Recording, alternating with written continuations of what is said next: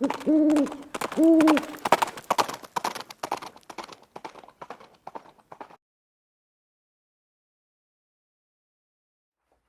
hey guys, it's Viejo here, and this is the second week of April in 2025. Had kind of a nice day here on the central coast of California. It's sunny. It started off kind of foggy and drizzly early this morning, but it cleared off and the sun came out and got up into the low 70s. Windy outside now, but it's spring in my area here. That's the typical scenario as far as weather goes, is foggy in the morning and windy in the afternoon, but it's still nice. Okay, no snow, no ice. Anyway, hey, this is part 2 of episode 15 of Wadcutter Wednesday, and what we're looking at this time, if you recall from last week, is the Cramer number 19. This is an old mold. Okay, this was made back when I was really young. Okay, mid 50s or before. So here's the bullet right here, and kind of an interesting thing about this bullet, and a couple of you guys noticed it last time, is that the nose part of this bullet, the part that extends out above the case mouth, remember this is a type 3 wadcutter, is rebated by about 10 thousandths from the dimension of the sides of that bullet, from the rest of the shank of that bullet. And that makes that nose part almost a bore rider. And you know, we've got some other bullets, some of these other wadcutters that are type 3s are kind of similar, have somewhat of a rebated nose like that, where it's a little thinner than the groove diameter.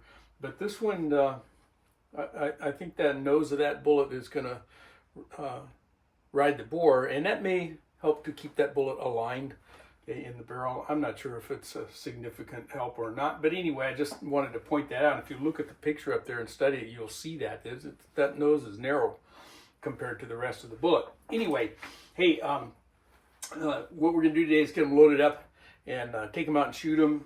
Shot them through the GP100, my stainless steel model. I have that other blue one, as you know.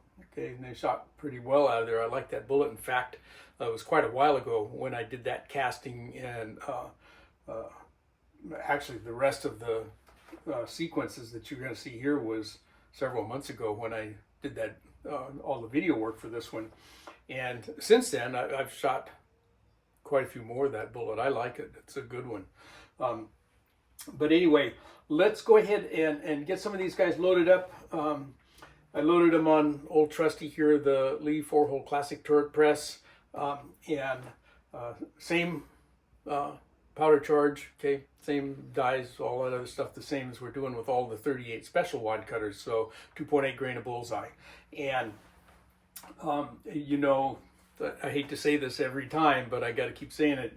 If you're watching on YouTube, I can't show you the loading sequence. Okay, it's just something that's verboten here on this platform.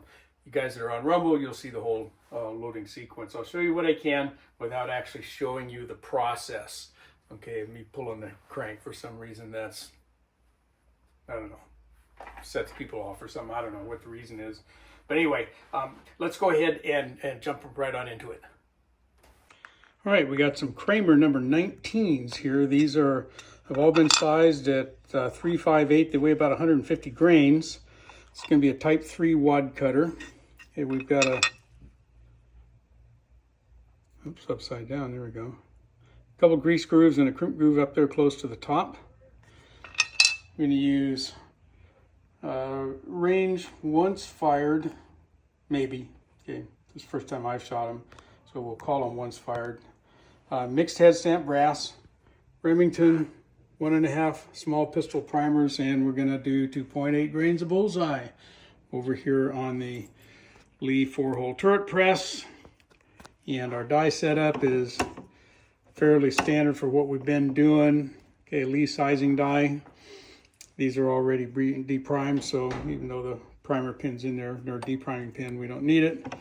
Okay, Lee powder 3 expander die with the new M style plug in it. Okay, auto drum powder measure with some bullseye up in there. And using the Hornady 38 cowboy die to do the seating depth. This die, we've talked about it before.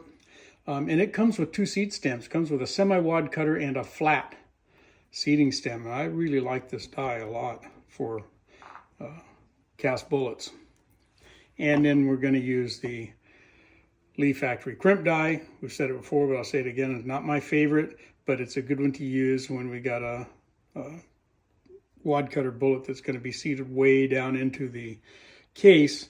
Sometimes we get a little bit of a bulge here or there because that bullet got started a little bit crooked, and this will help square that up.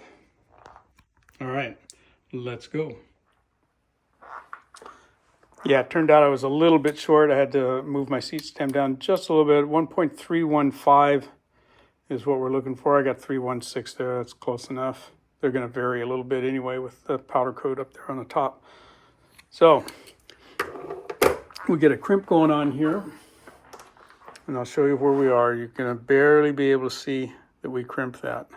Okay, just a little bit. And again, we've got a lot of bullet down there in that case, all the way down to there. Okay, so plenty of neck tension on that guy. It's not going anywhere. There we are. Looks like we got 48 of the Cramer number 19, 150 grain. Type 3 wad cutter for 38 special. Loaded over 2.8 grains of bullseye, and Remington number 1.5 small pistol primers, all ready to go to the range. Okay, there they are. We loaded up enough to take to the range and collect a little data for you. And now I'll put in the shooting sequences, and again, shot them out of the GP100 6-inch barrel, right?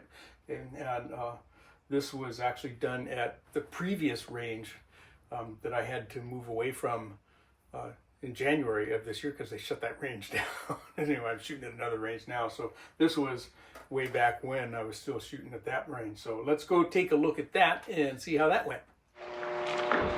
Okay, this is the Cramer number 19.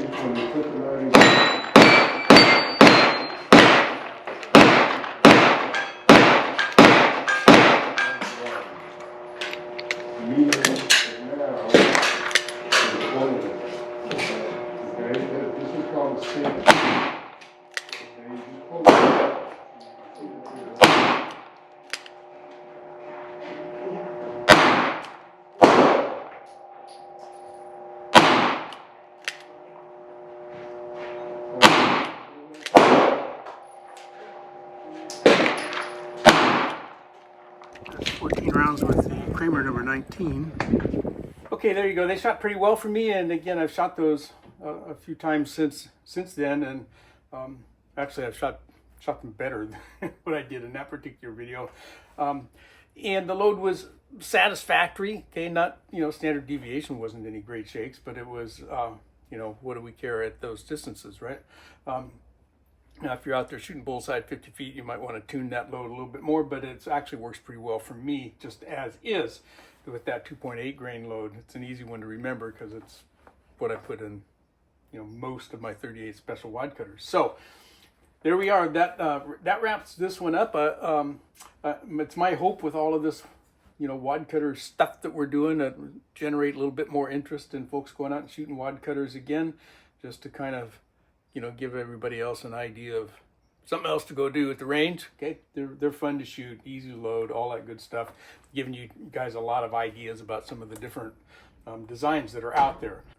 But that's enough for this one. I hope you all enjoyed that and got something out of it. But from the Viejo bench for now, that's all she wrote.